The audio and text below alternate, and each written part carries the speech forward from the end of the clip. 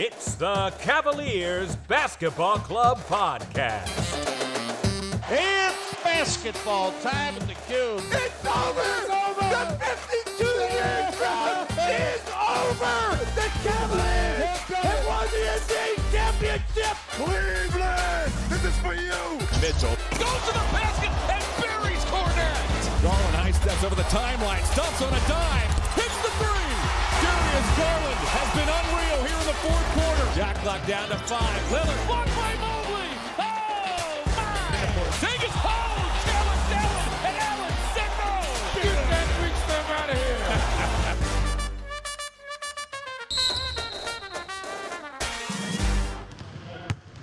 The shoot around. Welcome back to the club. It's our first episode since the All-Star break, so we wanted to make a quick announcement. Because of your support, we've been able to join the Basketball Podcast Network. It's an honor to be a part of a larger group of podcasts, and we hope that it will add to our content and our growth over this next year. Thank you all for subscribing. Now to where we left off. Coming out of the break, the Cavs began with 2 tough losses to the Nuggets and the Hawks, but put up an impressive win against the Raptors a few nights back. And tonight they got stomped by the Celtics 113-117. And no, the score does not reflect the beatdown. In our last episode, Jackson was curious to see how the team would come out of the break, so was this a bad sign, Colin? I don't think it was the best sign, Adam. The Denver game exposed some of the late game issues that the Cavs have. The Atlanta game was just absolutely dreadful. They came out completely flat. I was glad to see how they dictated the game against the Raptors, actually putting it to them, and unlike their previous losses against the Raptors. But unfortunately, tonight, they let the gravity of the moment really take over, because the Celtics just wiped the floor with them. Please be sure to rate and review us on Apple Podcasts and Spotify, or follow us on the podcast player of your choice. Also be sure to visit our new home, the Basketball Podcast Network. We're also adding extra content to our YouTube channel, so please subscribe. And please be sure to leave a comment. We'd love for you to engage with the pod. All right, Adam. In his media presence before the Raptors game, Coach JB said, "I think it's comical that people jump ship as quickly as they do," in reference to the team's 3-game losing streak. Do you think the fans of the Cavs are expecting too much? And what outcome from this season would you be most happy with? Okay. So, this one I'm going to go off the cuff on. I didn't do a ton of research on it. I'm just going to go by gut instinct here, okay? Number one, I don't know what the fan base feels, because that's too large of a zeitgeist to try to tap into. But I will say that the general media seems to be too over the moon on what the Cavs were supposed to be achieving on this first season. And I think JB is correct that in a lot of ways people are up and down in general about who they believe will be successful and who will not. And the Cavs have been a favorite or a bandwagon favorite all season long to jump on and jump off. They're 4th place. They've moved into that spot since the Nets imploded. And yeah, they had a tough one tonight against the Celtics, when we'll talk about that. But I think you know very well, but I'll state it again if it hasn't been very clear on this podcast, that I expect really nothing of this first season except for them to figure out how to play together. And for the Cavaliers as an organization to figure out what they need to go into next season to truly compete for a ring. So it's all pie in the sky this year, baby. I don't really care. I'm just trying to enjoy what I see night in, night out. Tonight was not fun to watch. That's the problem with these kinds of games when we get stomped on the road. Yeah, I think that there is some fan depreciation when people lose their, winning solves everything. I think on the Twitter sphere, the Twitterverse, whatever you want to call it, there are a lot of fans who are questioning what's happening with the team, but this is still an extremely young team. Their average age of their starters is around 23 years old, which is insane when you compare that to a lot of the other Eastern Conference teams. And I think that JB is a smart enough coach that if he's able to kind of put it out there that people need to back off, that it helps this young squad because they are so young. They're going to pay attention to this stuff. And hopefully if he's able to kind of dictate what the media is picking up, then he's showing them that he actually cares about their maturation and that he is not panicking. Now, you see games like this tonight against Boston, and maybe you have a little bit of a different mindset. But I also agree. I kind of think the team, if they can win one round in the playoffs, that would be amazing to me because it would show how this team fits and where they can go moving forward. Yeah. And, Steph Curry was drafted in 2009 by the Warriors. It took many, many seasons for them to figure out what they were doing with him and what they were doing with the Splash Brothers. So we've got 1 year not even under our belt yet. Let's just try to get through Mitchell's 3-year deal and see what we can make out of that first. Calm down, everybody. The Boston game had some serious ramifications. With the Cavs' loss and the Knicks' win, New York is now roughly 2 games behind Cleveland for the 4th seed. What is your main reason for the Cavs' loss tonight? Well, right off the bat, Adam, I can say that the Cavs came out of that second half and looked atrocious. They allowed Boston to score over 40 points, so 41 points against them in that third quarter alone, and it really just bit them in the butt because you can't allow an NBA team at home to just come out and put up that many points against you in the third. That was really frustrating. And there's a lot of issues going on with this roster. We'll get into the bench play a little bit more in the second question, but I'm kind of curious as to why JB is only really relying on an 8 to 9 man rotation. I know that he wants to solidify the rotation moving into the playoff hunt, but I just feel like this team is young enough that they could use some of the veteran presence on the bench, other guys that aren't getting play right now, and I could see how they would be useful. Neto would have been great in this game. He's a pest. He's more annoying than Marcus Smart, so that would have been great. I think Danny Green could have been another added piece because he is a really good shooter. Those are 2 veterans right off the bat that I wish JB would just expand his rotation a little bit more to allow 10 to 12 guys as opposed to just 8 to 9. That's what I'm seeing right now are kind of the biggest culprits for this loss. Well, yeah, I think overall it's a really tough loss to watch the Cavs come out and lose to the 1st seed in the East and a team that you would expect to possibly see in the playoffs and hope to bump off on your way to the finals.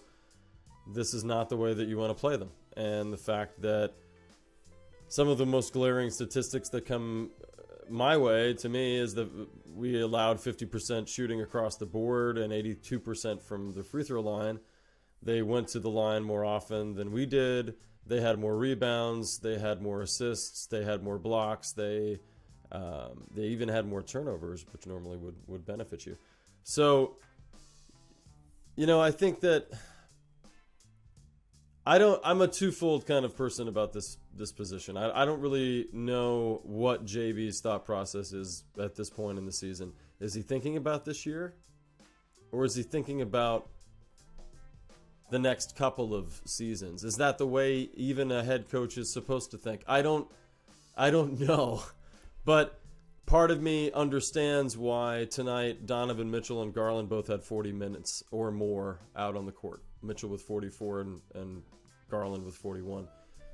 To me, the more minutes these guys see, Mobley with 39, Allen with 39, is there a greater benefit right now at this point in the season for these guys to just be out there and have to just grind it out against the toughest team in the East?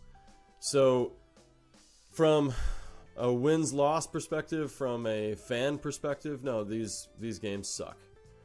But from a long-term perspective of goals that these guys are reaching for beyond this season, I would think that tonight, possibly, and really the last couple of weeks of seeing him go to a smaller rotation,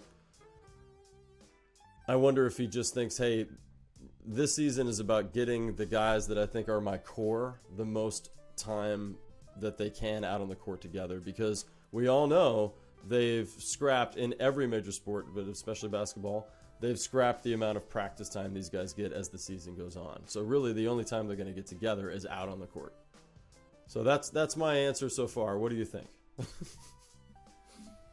I mean, I think that's a good point. I also know that the team has had injury issues and the rotation has been off. So that makes a lot of sense. And I think, one thing I've also thought about is really this game, as you brought up, it's a playoff game. Yeah. It is a playoff game in the sense of how young the squad is and how young JB's kind of relationship is with this team. This team is a lot different than last year even. So that's the other thing that is interesting to me about this game is, yes, it was a really bad loss, but we saw losses like this with the Cavs last year in the play-in tournament. So maybe JB is kind of thinking, let's try to, like what you mentioned, get the chemistry as good as it possibly can. And then that way, hopefully when we are in the postseason and I'm only really relying on 8 or 9 guys, they know how to react. They know how to get through this adversity, because they really were letting the moment just hit them upside the head in this game. They were pressing a lot. They were not shooting well in any capacity and not finding guys well. Additionally, they were just letting the defense just kind of mess with their offensive rhythm. So, yeah, I think that's a really good point. We can't come out and shoot under 30% in any game from 3 ever. Yeah. I mean, that's just the NBA today. You got to be successful from 3 to win a game. And we lost by 4 points because, as usual, we're one of the greatest teams in the fourth quarter. 35 points tonight in the fourth quarter. So if we could have played a better third, then we would have won this game. And, darn it, stop being historically the Cavaliers. We've always been awful in third quarters. We need to break this cycle. It must end.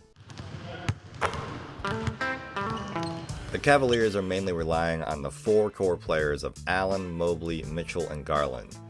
Who do you think from the supporting cast needs to step up? Is this an actual problem? Well, I don't know. Possibly. I would say right now, I think that we are clear on 2 of our main players and what we're going to get out of them every night. Mitchell and Garland. I think we know that this season they're playing at the very top of what we would expect for their skill sets, their skill levels, whatever. Mitchell has come in amazing, just better than we could have ever imagined. And Garland has continued to progress. Even though we've been down on him a few times throughout the year, or at least I have, I think that especially the last couple of weeks, he's really locked it in. That's the way I'll put it. But looking at the stats of even tonight, the Celtics game, let's go back to that. Where was the third person that they needed to help them bring this home? And Evan Mobley, okay, he's young. I'll give him some passes still, but you got to shoot better than 5 for 12. You got to at least knock down one of those threes, right? We lost tonight by 4 points. One of those threes would have helped. Then you've got Karis LeVert. All right. I don't know how he's going to help this team, but he's here at least until next year. So 5 of 11 tonight ain't going to cut it either. And frankly, 33 minutes out on the court, I wouldn't give him that much.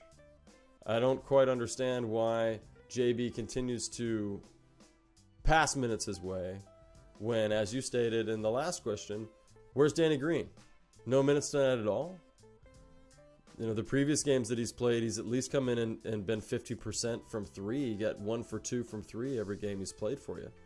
So, yeah, I don't know. I would say that Mobley or Allen has to be the third guy in the starting rotation. They just have to step up and decide who's it going to be. And if it can't be Mobley consistently, then let it be Allen. And it only has to be 15 points. Some nights 25 maybe, but 15 points consistently with what you know you're going to get with Garland and Mitchell next to him.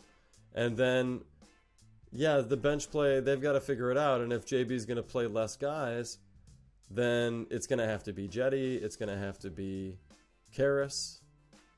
It's going to have to be Rubio. And right now, I don't have a lot of faith for some reason, even though they, let's say, Jetty, for example. Jetty started the year on fire. And I would say probably lack of minutes doesn't help him get his groove back. So that's another aspect of this too. You know, some nights probably moving forward, we're going to see Mitchell get some rest or Garland get some rest. And with this 10-day contract that they signed recently, and you'll get into that later, you know, you're going to see, I think, JB have an opportunity to see how he can spread the love around a little more. But right now, yeah, I'm a little surprised on a team with this much firepower and opportunity that I'm not sure who the third or fourth options are going to be right now. And even tonight with their 21 assists, I mean, something like that's still kind of shocking to me that this team can't have at least 25 or more every night with the amount of shooting they have. So, what do you think? I think that you brought up some really good points there because Mobley is young and Allen isn't known to be an offensive contributor, but if the two of them can kind of work it out together to be a holistic part of the front court and contribute as a tandem, then that really does ease a lot of the pressure. I kind of, you know, in looking at everybody that is left on the bench, it is really difficult for me to point out who needs to really step up. You mentioned Rubio. Rubio is kind of the guy that I would look to, if he is healthy enough, to actually get into the rhythm of these games. You've seen splashes or flashes of something. He has been able to help this team. You know, he did it last year. He's been able to help them off the bench as well with just his knowledge and his know-how. So Rubio is probably the guy I would look at as far as JB is going to trust him. I think that as long as his ACL and his health stays in good shape, JB is going to give him the longest leash. And it's warranted because of his veteran presence, but he really does have to make sure that everybody on that bench unit is playing cohesively. And it goes into what you just mentioned or you highlighted there. Their assist total was so low. Rubio, if he's really leading that second unit, that assist total should go up even more. And Boston's extremely good, and they have a really solid defense. So I know that tonight might be a little tougher to assess that situation. But Rubio is probably the guy that me personally I would expect more out of, because everybody else is kind of who they are. Jetty's going to be Jetty. Wade, it'd be great if we got more out of Wade, but Wade's a super young guy and super inexperienced. LeVert, as you pointed out, he's going to be Karis LeVert. He's going to go 5 for 11 or 5 for 15, whatever. But Rubio, I expect to actually lead that second unit, and that's what I want to see out of him. Yeah, Great points. And I would just say, too, and I don't know if you think that maybe this is crazy on my part, but I would wonder if they could figure out a way to incorporate Mitchell a little more on distributing the ball inside. And so trying to get some passes into Allen, get some passes into Mobley for some of those interior shots that they're constantly going for. Let's get his assists closer to 10 as well. And now you've got Mitchell and Garland, flirting with 10 assists a game. There's your 20 assists. You can find the other 5 to 10, the rest of the way. Oh, there's definitely something to Mitchell stopping the ball too often at times in the flow of the offense. I mean, a lot of the times, he puts up a ton of points, so it is what it is. But I agree with you. He does need to find the other players on the floor more often. The final seconds. According to Eric Pincus of Bleacher Report, the NBA could reportedly implement a target score for overtime games instead of playing more quarters. Do you think this is a good idea? Why? I can't figure out why. I guess because why not? Why not mess with something? Because you can? Because it's very small and most people won't notice. But I don't know. I like quadruple overtimes. I'm not interested in seeing this part of the game change. And I think that it's hopefully just hot air, something to talk about during a weird part of the season where things are still kind of solidifying and there's not exact headlines yet about the way things are going to go in the playoffs. So, I don't know. I really hope they don't do anything like this. But, I will say, the older I get, the more I am ever weary or trying to prepare myself for the day that I am the get off my lawn guy. And I do understand that there may be a 4-point play one day, like an actual 4-point shot one day in the league. Certainly they've gone away from defense and allowed traveling, as much as possible. So things have changed in my lifetime, and with Mike D'Antoni ruining the game, and what else can happen? I'm sure this would be just fine. So for now, I will say no. I hope they don't do it, and if they do, then we'll be here to criticize it. The Cavs have signed Sam Merrill to a 10-day contract. The Cleveland Charge shooting guard is averaging 46.9% from the field and 43.7% from three, with 16.4 points per game. Is this a good signing? Would you have rather seen someone else be brought in? Well, if he shoots that well for the Cavs, it's an extremely good signing. I don't think that he'll actually get to those totals, but it's nice to have another shooter.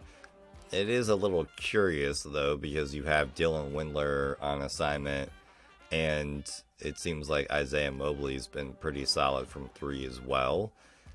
I would have rather they go with another front court player. Nerlens Noel is a guy that I would have liked to see, just because it would have helped the front court get some rest. It would have allowed Mobley and Allen to not have so much wear and tear going into the playoffs. And I think Noel is a solid rebounder.